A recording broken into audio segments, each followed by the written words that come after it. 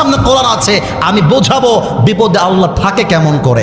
বাজে বিকাল 5টা, যাইতে লাগবে 8 ঘন্টা।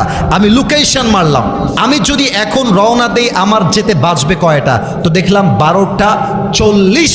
যেখানে আজকের মাহফিল একটু পরে শেষ হয় 12টার আগে, ওখানে 12টা 40 মানে কি আমি যাব, কিন্তু একটা অডিয়েন্সও মাঠে খুঁজে পাবো না। শেষ সময়। আমার হাত পায়ে দেখেন কাঁপতেছে ভয়ে। আমার মাহফিল ছিল পঞ্চগড়ে, নাম শুনছেন পঞ্চগড়? একদম মনে করেন যে বাংলাদেশের শেষ প্রান্ত। আমাদের সমন্বয়ক সার্জিস আলম ভাই, একদম তার বাসার সাথে মাহফিল। তো কেমনে বলি কথাটা, আমি যখন রাজশাহী পার হয়ে, এই আপনারা মোহনপুরের নাম শুনছেন না? কথা বলেন, নাম শুনছেন না? ওই নওগাঁ রোড হয়ে যাওয়ার সময় গাড়িটা বন্ধ হয়ে গেছে। আমার পঞ্চগড় যেতে সময় লাগবে প্রায় 8 ঘন্টা। চাপায়ের ভাড়া কয় ঘন্টা?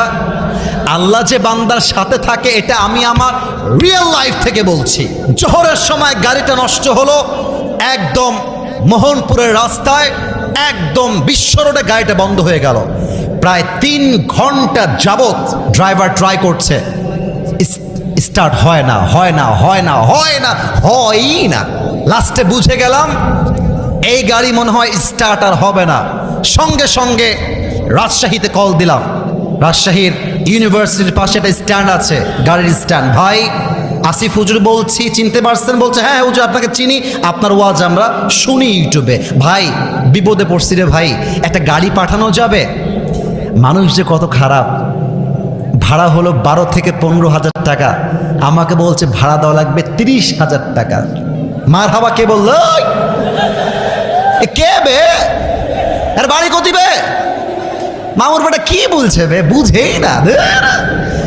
এই ভাই ভাড়া হচ্ছে 12, চাইছে কত হাজার? 30,000। মেজাজটা এত হট হয়েছে, ওদিকে কমিটি কল দিচ্ছে, মাদ্রাসার প্রিন্সিপাল এখন নাকি আত্মহত্যা করবে, এমন একটা ভাব। কেন আত্মহত্যা করবে? আগের দিন ছিল আমির হামজা হুজুরের মাহফিল, তো ওনাকে আসতে দেওয়া হয় নাই বাধার জন্য। তারপরের দিন আমার মাহফিল, আমি যদি না আসি লোকজন ওনাকে মেরে আলু ভর্তা করবে, এই হচ্ছে কমিটির দাবি। একটু পরেই মাগরিবের, এই ভাই আমার, আমি মজার জন্য বলছি না, ওয়াল্লাহি আল্লাহর কসম আমার সামনে কোরআন আছে, আমি বোঝাবো বিপদে আল্লাহ থাকে কেমন করে।